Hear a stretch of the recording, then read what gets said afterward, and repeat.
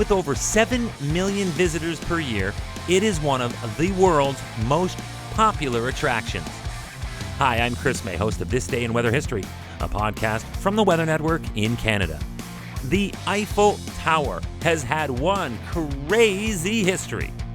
Did you know that it was set for demolition in 1909? But the study of meteorology saved it. Yes, the want to know the weather better played a role in preserving the Eiffel Tower on this day in weather history. The year was 1889, and the French government wished to commemorate the 100 years since the French Revolution. They planned an international exposition, and as its centerpiece, they announced a design competition for a grand monument to be built on the Champs-Élysées in central Paris. Guess who won? Ever hear of Mr. Gustave Eiffel?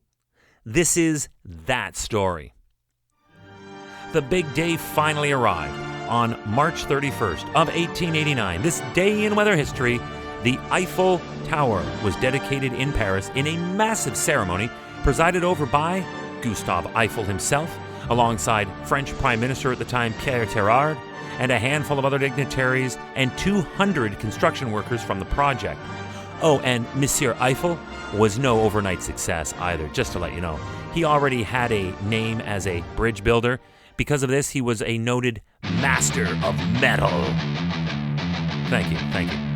Oh, did you know that he was behind also the construction and framework of the Statue of Liberty? Heard of it? Yep. That gift from France that had recently been christened in the New York harbor. The weather angle is coming up. But first, remember that this day in weather history can be enjoyed a number of ways. Right now, you are listening to the full version of today's story on your favorite podcast provider, but there is also the daily podcast video short. They are shot right here in my podcast recording studio, so you get that perspective, and oftentimes they will include visuals from that day's event from when it happened in weather history. So after listening to the full story, go check out the podcast video short on television or online anytime at theweathernetwork.com/weather history.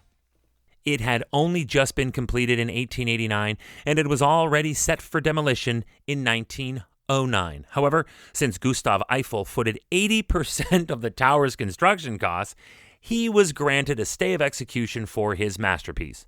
The Eiffel Tower would be allowed to stand for an additional 20 years to give him the time to find a way to recoup his investment. How was he going to monetize this monstrosity? If he failed, it would again be the property of the Parisian government, and they had planned to disassemble it for scrap metal. Yikes! Fortunately, Gustave Eiffel decided to use it for experimental purposes. He started by putting an antenna at the top of the tower and financed experiments with wireless telegraphy. That began in 1898. Wait a minute, wireless telegraph? You mean like wireless transmission? This dude was way ahead of his time. Then, with the help of the Central Meteorological Bureau of France, a small weather observation station was placed at the top of the tower as well. And suddenly, the Eiffel Tower was a weather laboratory. The meteorology team of France would use this opportunity to conduct experiments on wind speed and wind resistance, evaluations of how air temperature changed with the different levels of altitude, plus this antenna and the metal tower proved to be a huge lightning rod that actually protected Paris and its regions from lightning. It was perfect, and everyone wanted a piece of the action. That is until World War I. With the world thrust into the first global bloody war, and with France in the crosshairs of it all as a military powerhouse, suddenly the French government loved this pile of future scrap metal. When they saw the value of a 300-meter, that's a 984-foot tower, in sending and receiving those wireless messages I talked about a moment ago, particularly for the French military. And it worked! In 1914, this antenna helped decrypt German messages and made it possible to pinpoint the enemy's weaknesses while on the Marne. This critical information, made possible by Eiffel's tower and innovation, played a key role in thwarting the invading forces that threatened Paris at the time.